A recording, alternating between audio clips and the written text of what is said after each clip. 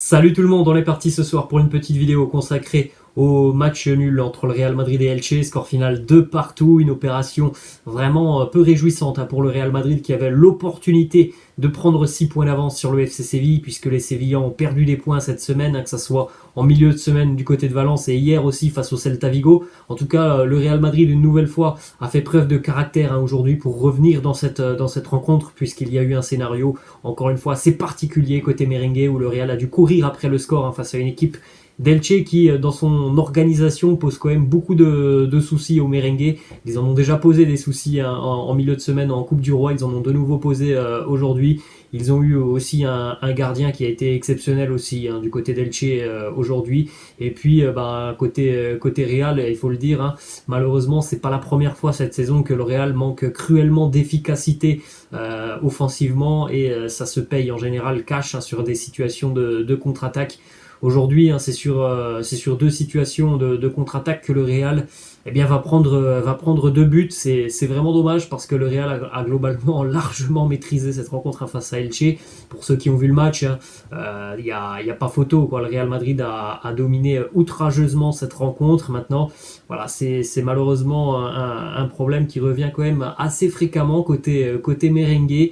Voilà, il y a des problèmes de finition. En plus de ça, aujourd'hui, on avait un Karim Benzema qui n'était pas forcément très à l'aise. C'est pas l'un des meilleurs matchs de Karim Benzema. Donc voilà, c'était difficile pour le Real, mais encore une fois, au niveau du caractère, de l'état d'esprit de cette équipe, le point du match nul est amplement mérité, même si le Real évidemment aujourd'hui aurait mérité de s'imposer. Compte tenu du scénario du match où le Real a été mené 2-0 jusqu'à la exactement 81e minute, de prendre un point avec une fin de match assez folle, évidemment c'est quand même très positif pour le Real Madrid, mais voilà, il y a ce problème de finition, d'efficacité qui doit permettre au Real de mener à la mi-temps au moins 1 voire 2 buts à 0, et au final tu te retrouves mené à la mi-temps sur la seule situation en première mi-temps du côté d'Elche, une situation qui a été transformée par Lucas Boyer sur une contre-attaque qui a été bien exécutée tout simplement, mais voilà, il y a quelques soucis côté merengue, parfois de désorganisation où l'équipe est un petit peu trop tournée vers l'offensive, surtout sur ce genre de match où il y a pas mal de problèmes offensifs. Donc on va regarder quelques photos autour de cette rencontre. On va pas forcément noter tout le 11 de l'équipe. D'ailleurs les amis, vous pourrez me laisser en commentaire si vous préférez avoir des vidéos après le match où on note vraiment les joueurs un par un, ou si vous préférez qu'on parle globalement de la rencontre en analysant quelques points précis. En tout cas aujourd'hui je vais faire cet essai, vous me direz évidemment si ça vous plaît sous ce format, ou si vous préférez qu'on note les 11 joueurs. En tout cas, on peut regarder tout de même la composition d'équipe du Real Madrid aujourd'hui, avec Thibaut Courtois dans les buts. Alaba et Militao en charnière centrale, Ferland Mendy côté gauche, Lucas Vazquez côté droit. Au milieu de terrain, le trio évidemment Casemiro, Modric et Toni Kroos. Et puis en attaque, on avait Vini Junior évidemment côté gauche, Karim Benzema en pointe, et puis Eden Hazard qui était titulaire sur le côté droit. Déjà un petit mot sur Eden Hazard. Franchement, il a fait un bon match, Eden Hazard. Ça va lui faire beaucoup de bien déjà de démarrer une rencontre en tant que titulaire. Il a fait des différences, on l'a vu dans ses prises de balles. Un joueur toujours aussi virevoltant, Eden Hazard. On avait l'impression de revoir un Eden Hazard très en forme. Le Eden Hazard que l'on a connu évidemment du côté de Lille, du côté de Chelsea. Espérons évidemment que ça va tenir pour Eden Hazard, parce que ça peut être une réelle arme en plus pour le Real Madrid sur la seconde partie de saison. Eden Hazard qui a vraiment beaucoup touché le ballon aujourd'hui. Il a été très mobile, on l'a vu vraiment beaucoup se déplacer, des très bons appuis, de très bonnes prises de balles.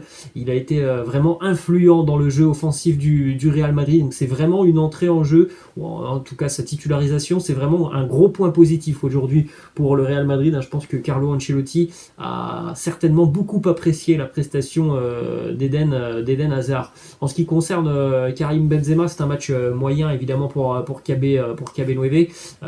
Déjà, je pense que pour ceux qui ont vu la rencontre, vous avez vu ce penalty raté par Karim Benzema. Alors c'est une petite information quand même, Karim Benzema n'a jamais raté un penalty dans sa carrière professionnelle.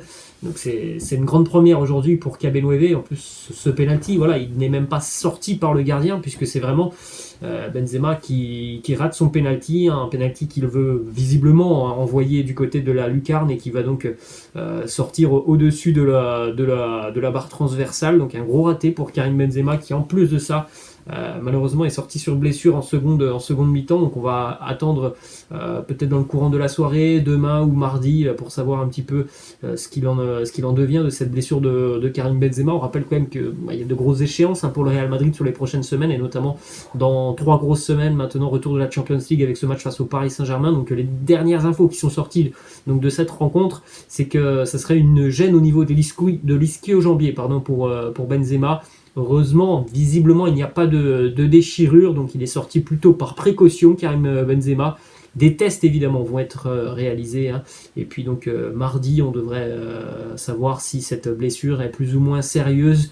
De ce que l'on annonce actuellement, on parle d'une absence de 8 à 10 jours pour Karim Benzema, qui malheureusement aujourd'hui a manqué d'efficacité. Une petite statistique aussi, notamment sur les problèmes d'efficacité en première période côté merengue. Il y a eu 13 tirs en première période côté merengue, 6 ont été cadrés. Et malheureusement, sur ces 6 tirs cadrés, il y a eu 6 arrêts du gardien d'Elche. C'est tout simplement un record cette saison en Liga pour une première période.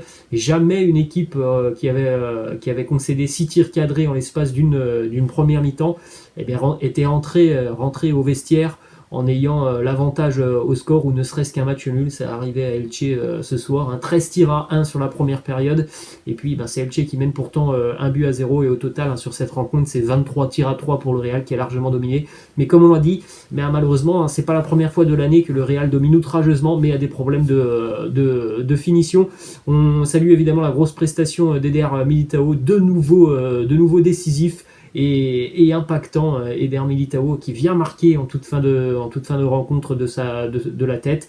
Le gros travail aussi de Vinicius, qui a beaucoup tenté, qui a un petit peu raté aujourd'hui, mais sur le but d'Eder Militao, c'est un gros travail de Vinicius. Évidemment, au niveau du milieu de terrain, il y a eu du bon boulot, comme d'habitude. Encore une fois, on peut signaler aussi une entrée de Luka Jovic qui est un petit peu passé inaperçu. On n'a pas vu beaucoup peser Luka Jovic. C'est aussi pour ça que le Real Madrid devra vraisemblablement trouver un nouveau numéro 9 sur le prochain mercato pour pouvoir pallier ce genre de situation où Karim Benzema ne peut pas être à 100%. On va continuer, les amis, avec une petite déclaration de Lucas Vazquez, qui nous dit nous quittons le terrain en étant heureux. On a fait preuve de courage. Il nous a manqué évidemment quelques petites choses dans la finition. Nous sommes un petit peu fatigués. Ça a certainement aussi joué sur cette rencontre. J'ai pas forcément trouvé un Real hyper fatigué ce soir. Ce qui prime vraiment pour moi sur cette rencontre, c'est le manque d'efficacité dans la surface de réparation côté merengue. Et puis une dernière petite image, parce que quand même le Real Madrid aurait peut-être pu bénéficier d'un deuxième penalty juste après celui de Luka Modric, où il y a eu une tête d'Eder Militao qui a touché aussi une main d'un joueur d'Elche. L'arbitre n'a pas voulu aller voir la VAR une deuxième fois en l'espace de 3-4 minutes.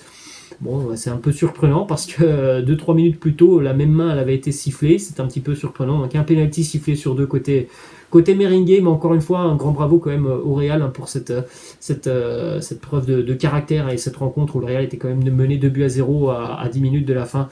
C'est quand même plutôt positif. Maintenant, ça sera place aux vacances côté merengue. Un prochain match, ça sera début février. Petite trêve évidemment du côté du Real Madrid. Voilà les amis, la fin de cette petite vidéo. J'espère que ça vous a plu. N'hésitez pas à me laisser en commentaire des questions sur le Real, pour que on puisse parler de tout ça dans le courant de la semaine. Et puis n'hésitez pas non plus à me laisser en commentaire ce que vous avez pensé de ce format de vidéo d'après-match. Est-ce que vous avez apprécié, ou est-ce que vous préférez plutôt qu'on note vraiment un par un tous les joueurs côté merengue? Voilà les amis, je vous laisse et je vous dis à la prochaine. Ciao.